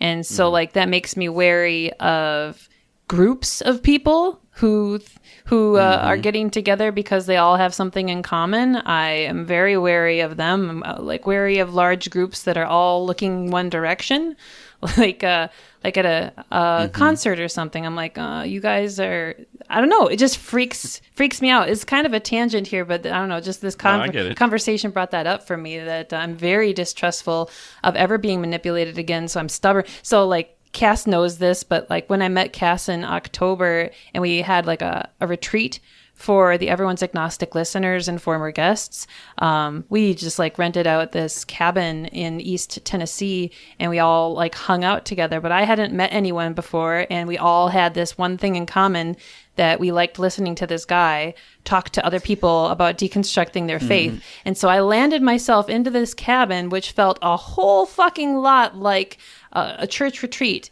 And I was extremely guarded, and Cass could tell you that, even though he had his mind on other things too. But I was very cautious about opening myself up. A lot of people were nervous. Yeah. Well, I mean, that's a kind of PTSD trigger. It is. To be honest, it is. Right? I mean, this is a lot of interesting stuff from my perspective. It's helpful because I was not raised in a strongly religious background, but I want to be someone who can help sort of the religious community and the ex-religious community deal with this kind of stuff. And so but going back to a previous thing we were talking about, where it's you want to help someone from a different community because all communities are connected, but you don't want to come into that community not understanding fully what those people are really worried about. So when we've been doing the podcast, I've noticed a little bit of, having to learn how to talk in ways that won't, I think, make these kind of folks very the kind of folks that y'all are your listeners, right? I don't want to make them uncomfortable, right? So we joke about Embrace the Void being a cult, and we try to make it sort of a send up kind of thing and take the piss out of it as a way to help tell people, no, it's this is just a community, right? We're not taking any of this seriously here, right? I thought it was just because you were obsessed with satire, so you had to make the show a little bit of a satire. It is a little bit of a satire of cults. And one other psychological thing I wanted to throw in when you were talking about the fear stuff, right? It's definitely a consumerism thing, right? Make people feel like they're missing something and then give it back to them, right? But also, psychologically, right, your brain really exists as a problem-solving tool. If you think about evolutionary psych and the way the mind evolves, it evolves to be there when there's a problem and look at the problem, address it, come up with a solution, tell you how to interact with your environment, and that's its purpose, right? When you don't have enough problems, in a sense, right? When you've cured a lot of scarcity, for example, it can feel good in a weird way to have a problem, right? To have someone give you this thing that your brain can latch onto and tell itself this ego narrative about there's this problem and they're heroes and we're going to solve it, right? It gets you that dopamine hit that you would usually get from, solving basic survival needs. Yeah. So I think it's another part that we have to be cognizant of. As people are transitioning out of these systems, it's not enough to just say, intellectually you're an atheist now, everything's fine, everything's great, right? You have to give people supplements, in a sense, for all of these things that they were getting from religion that they need to still get if they're not going to fall into a massive depression. Yeah. So I think it's great that y'all have these kind of shows that do this kind of stuff. Yeah. I was asked that question last night by a woman. She said, okay, now you don't have God anymore, and so how do you feed yourself spiritually? And, I was like, well, even semantically, I mean, where do I start with that question? But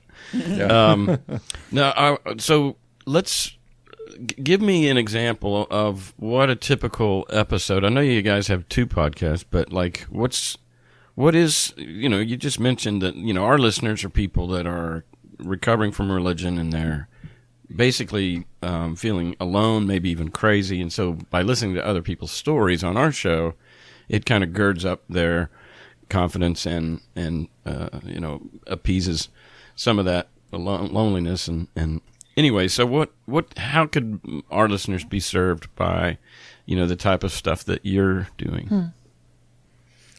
So the Embrace the Void, the podcast that Aaron and I do, and then Aaron cheats on me, he's an adulteress with another polyamorous, podcast. Preach. Podcast amorous, I guess. I don't know. Yeah, I mean, ours is very much a dark humor. We dive into a lot of philosophy. We every month we do an episode where we call it Better Know a Philosopher, where we just examine a specific philosopher and dive into them. We usually do 2 a month interview episodes where we talk about a whole myriad of things. Our one that just released yesterday was with this guy named Massimo, who's a Stoicist, and it's actually a 2-parter. And then there's the 4th episode of the month. We usually do some deep dive into some philosophical topic, and that always sort of varies on different things. So we dive into psychology a bit, and sometimes we talk about movies and film. Something that Aaron is really passionate about. Correct me if I'm misstating Aaron, but that he's really passionate about is not just talking about ethics and philosophy in the abstract, but also talk about how it impacts us in our real lives, and how we can sort of examine these philosophical principles and talk about what we ought to do or ought not to do, and make choices that we would make in our daily lives. Cool. Yeah, and to add to that, I think that's great. You're asking, how can this be helpful for your listeners, right? The show, we originally conceived it, right, during the fallout from the 2016 election, when, like, we were all processing, right? And so we created a show for trying to deal with the darkest of all possible timelines, which we were now feeling like we were all stuck in. Yeah. And as we've sort of continued on, right, it's expanded a little bit to include sort of everyone who's coping with living in a world where they feel like there's no external meaning, and who deal with problems of hopelessness in all these kind of ways. So we're not trying to be like voyeurs of people's suffering. It's really about, don't gaslight people about their suffering. Be honest about what everyone is really struggling with, but then let's talk about some solutions, some philosophical solutions, some psychological coping solutions. So I do think that people who are coming out of religion, who may feel like now there's this giant void in their lives and they don't know where to go, like, could find that, like, our discussions of, moral luck and free will and moral realism, how you can still be a moral person and believe that morality is real even without God. Like, what I've discovered is that, like you said, y'all were just never allowed to hear about any of this, right? Yeah. Or you were given horrible straw man versions of this sort of stuff. So I think hearing folks who had the luck of not being taught all of that bullshit, right, say, like, look, there's this other way that you can do it where you can still find meaning in your everyday experiences and pleasure. You can still enjoy the sublime, and you can also at the same time not have to feel like you have to run back to the safety of a divine plan or something. There doesn't need to be a plan for things to still, right? One of my favorite quotes is, relax, nothing is under your control. Yeah. As a listener to Embrace the Void, because I found your guys' podcast as a recommendation from someone, I was thinking about what I was going to say just now, but you literally put it into words that, like, for me, for recovering from religion, a lot of times I seek out resources that are explicit about recovering from religion, like our podcast and many other podcasts that talk with ex-Christians or former fundamentalists, and any other thing that doesn't explicitly talk about that doesn't usually excite me. At least it hasn't recently. But then I came across your guys's podcast, and I found myself really open and interested in what you guys were talking about, because, like you said, it's that discussion, like, former fundamentalists are having several different discussions. They're having discussions about what the fuck just happened. They're having a discussion about what the fuck how do I handle what's happening right now? And then there's discussions about, now what do I do? What does the future look like? How do I move forward from here? And I think your podcast, for me, has helped me deal with the latter question, the third question about how do I make sense of the world now that I'm in charge, now that I can decide for myself what I think makes sense for me and my choices and stuff. And so I've found your discussions around philosophy really exciting, and it's really fun to just kind of listen to these theories or hypotheses about how to see the world and how to behave in it, and to just be able to absorb them, even if they contradict each other. Like, because that's not been an experience for me. You learn something and it is the ultimate truth and nothing contradicts it. And so then when you start realizing that there's lots of different ways that you could perceive this, and none are necessarily right or wrong. They're just all attempts to try to be the best, human that we can be. So it's a really lovely experience to just hear the variance of how one can view their life and how one can make decisions, even if there's many different options that would lead you down different paths, and none is necessarily right or wrong. And so it's, as a listener, I've found it super interesting to listen to these discussions and to consider like how I might want to live my life based on how I view the world and how I want to be respectful of others and their autonomy and that sort of thing. So 5 stars, very good show. Thank you. I mean, whether or not, I don't know if you'll know, but like when Socrates, right, our patron saint of Western philosophy, was put to death, he was put to death, among things, for blaspheming, for speaking against the gods, essentially. And as a Socratic, I think the essence of philosophy, the best philosophy, happens when you stop looking to God or taking God's answers as valuable or good in themselves and start questioning everything, including what people who claim to be in contact with God are saying. And that's what you see him doing throughout the dialogues. And I think that's in a sense all true philosophy is atheist, quote unquote, right? I know some people would hate me for saying that, but I think that like any refuge in mystery or divine plans is a refusal to engage fully in the philosophical discourse. Yeah, theology just puts fences up on what you can and cannot explore. So yeah.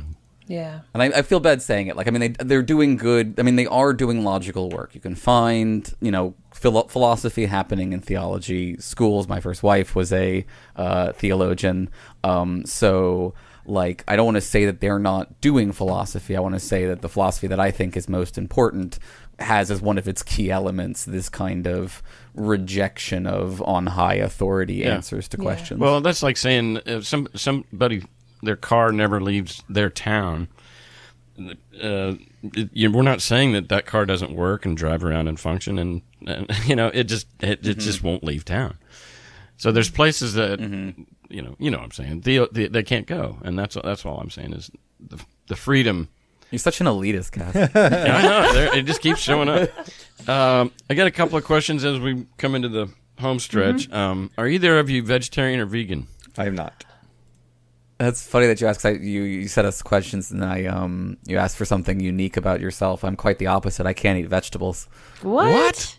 Yeah. See, this is the exact reaction I get. This is why I wanted to talk about this, is because it's super exciting for everyone to find this.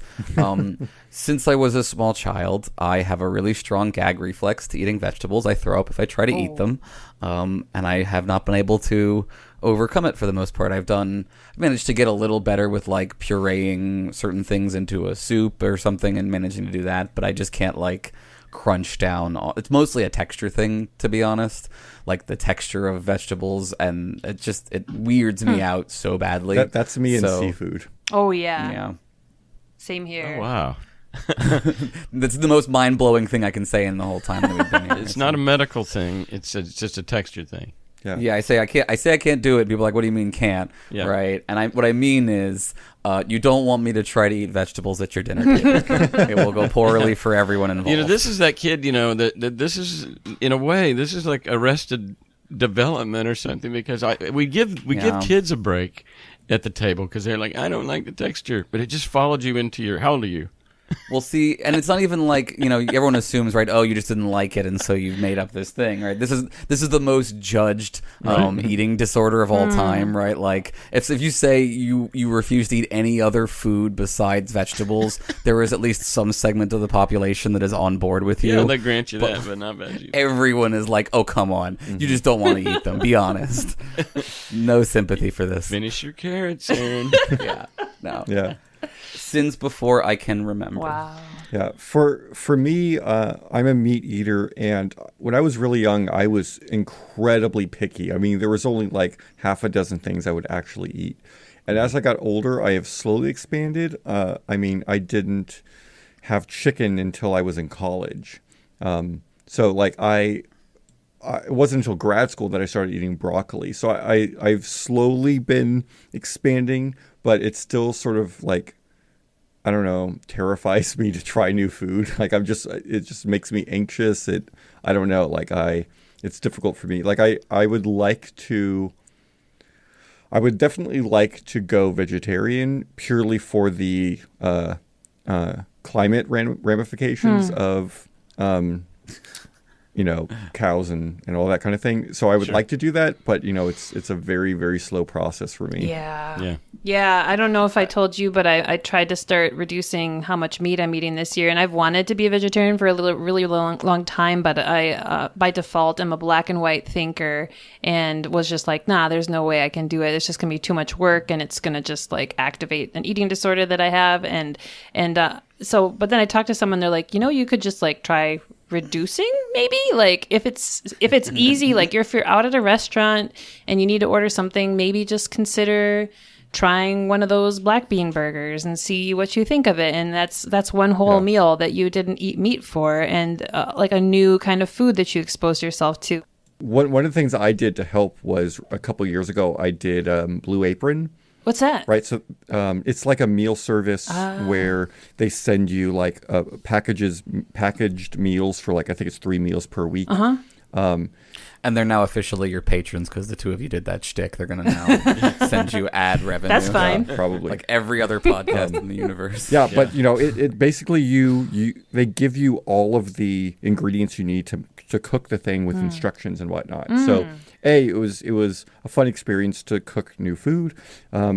B, I was being exposed to food that I had never tried kale, and it always made me like, I was always really nervous about trying kale. Yeah. And just about every single one of their meals has kale as like some side dish thing. And I freaking love kale. Now. Wow. Like as cooked or like dry, like kale chips, or anyway? Cooked. Cooked kale. Okay. Yeah, but there's definitely some problems in terms of the amount of plastic waste that it uses. Even though there's not, like, they pride themselves on not having a lot of food waste. Yeah. Because it has the exact amount that you need. Yeah. So I stopped doing it and haven't done it for a while. But yeah. Yeah. Blue Apron.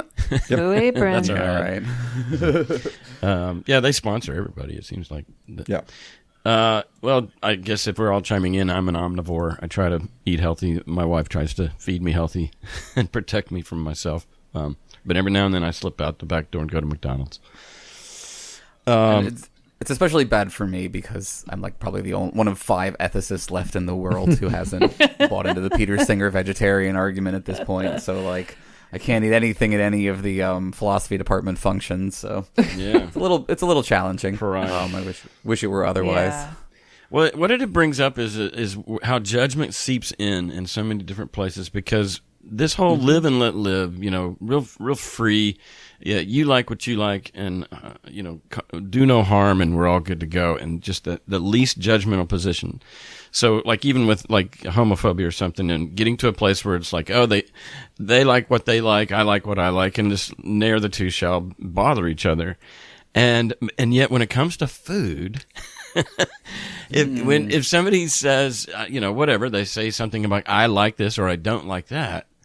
It's a place where I think a little judgment rises up in me, and I'm like, oh, I think much less of you now as a person. It happens. Right. Yeah. It's there. Yeah. It's like we're just more and more aware of our interconnectedness, right? Yeah. But it's also maybe on the flip side of that is maybe like with preferences, people can hold more extreme positions because the stakes are so low. Yeah. But free will totally exists. So. No. So we should probably wrap up the show, but do you guys want to plug your show real quick and let listeners know where they can find you? Yeah, G-Dubs, you want to do the honors? Sure. So we're Embrace the Void. Our podcast is on all of the things. We're even on Spotify now. Our website is voidpod.com. Our Gmail account to email us is voidpod@gmail.com. We also have a Patreon page, which is Embrace the Void. And then Aaron has all of the Twittery, Facebooky things. Yeah, you can follow us on at ETV Pod on Twitter, where we're terrible at this. Where I alternate posting Void memes and picking fights with anti-social justice warriors mostly. And then you can find us. Our Facebook group is actually mixed with the Philosophers in Space page. So if you Google Philosophers in Space group, I highly recommend joining that Facebook group because it has some of the best memes of anywhere on the internet. You only say that because recently Aaron posted a bunch of headshots so people could use his head in different memes and stuff. And it has just been flooded with Aaron memes. That's it is amazing. Really out of hand. It is deep. I think Aaron is secretly a narcissist. If I wasn't before, it's going to make me one. I'm trying to fight it. What is that again? What's the Facebook site? That's Philosophers in Space is the group. We do also talk about philosophy besides putting my face on the pictures of hydras and the Matrix and everything else that people can get their hands on. And if anyone wants to listen to the show, even if you just listen to the first few minutes, the intro of the show is what got me. There's just this Or invocation. Yeah, this just spooky poem sort of thing that you read with this super ethereal music. And the first time I heard it, I was like, oh my God, this is so cool. I'm the one that does the underscoring for it, and I don't know, I sort of had to be inspired by it. So not all of our invocations have underscoring. Oh, okay. But one of the first ones we did, I played the underscoring was this machine called the apprehension machine, and it's sort of the perfect device if you want to do anything spooky. If anyone wants to YouTube apprehension machine, it is freaking incredible. It's a good safety tip. All kinds of freebies here. Yeah. Apprehension machine. Apprehension engine. Apprehension engine. Yeah. It's an engine that sits around it's a questioning itself. Horror musical instrument. It runs on personal anxiety. Just like me. The Marie machine. That's awesome. My demandingness objection is kicking in. Oh. Demanding this objection. I just learned. I just wanted to sound smart for a second. Oh, you did great. You did good. So to get in to the Philosophers in Space, you have to show your nerd card, because the first question is what's a sci-fi you really like, and secondly, who's a philosopher you like. So if you can't answer those two questions, get lost, buddy. No. Yeah, Aaron is definitely an elitist. We don't judge on which philosopher. No, here's a tip. When it says who's your favorite philosopher, just put in Aaron Rabinowitz. Done. Do not. Every time I see that, I die a little inside, I'll be honest with you. So, speaking of your favorite philosopher, I've got this may not end up on tape, but I just have to ask, just in a nutshell, can both of you give me, and I know this is impossible for a nutshell, but what do you think is going on in Nietzsche's eternal recurrence? Oh. Yeah. That went in a different place than I was expecting it to. So you mean what's going on with the question of would you rather live your life over and over and over again the exact same way or not at all? Yeah, I guess so. I mean, I've really had trouble. I mean, I love Nietzsche, and he's number one to me. I mean, amor fati, I love everything about him, but I just couldn't figure. I don't know what his point is. Remind me after we get off here, there's a movie that you need to watch that's a sci-fi horror movie that's about eternal recurrence, which I think you'll find interesting. Yeah, it's called Groundhog Day. Isn't that today? Maybe. Yeah. You're Yes. right. Serendipity. Yeah, today's Groundhog Day. So I'll start by saying I'm not an expert or super totally well-versed on Nietzsche. I've read some, but it's not my strong suit.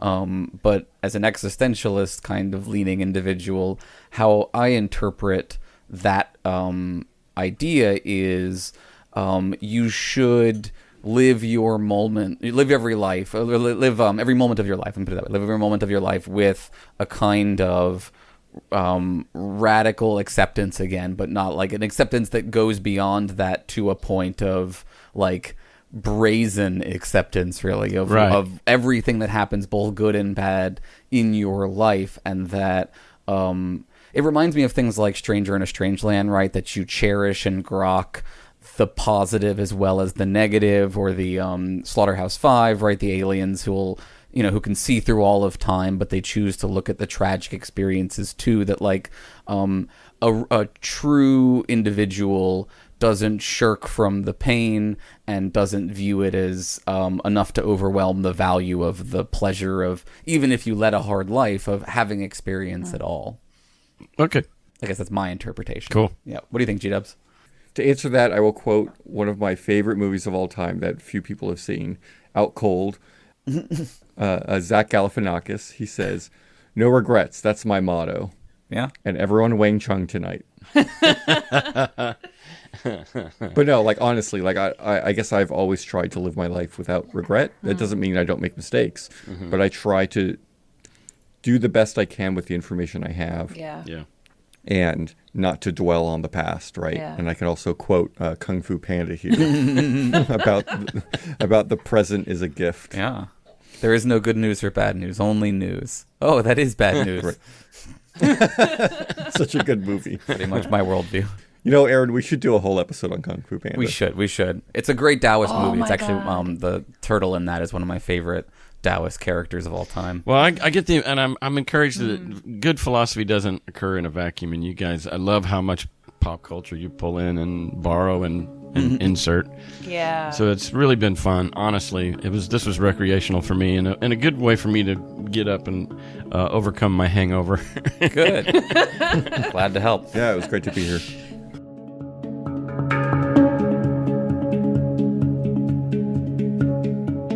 So that's our talk with Aaron Rabinowitz and GW Rodriguez. Our thanks to them. They're great guys. Good talk. Their podcast is Embrace the Void. They have a Patreon site if you end up benefiting from their podcast and want to return the favor. And that's patreon.com/Embrace the Void. That Facebook site again is Philosophers in Space.